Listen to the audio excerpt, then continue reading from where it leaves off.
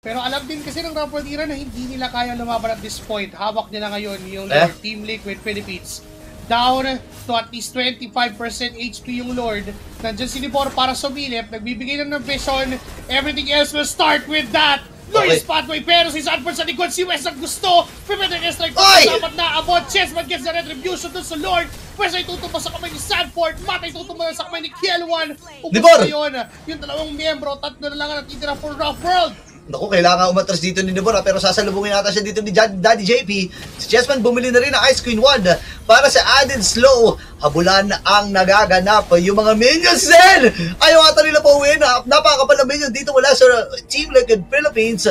Pero mapuproteksyon nila, Lord ay nasa may bandang gitna. Si Sermat at si Wes matagal-tagal pa din timer.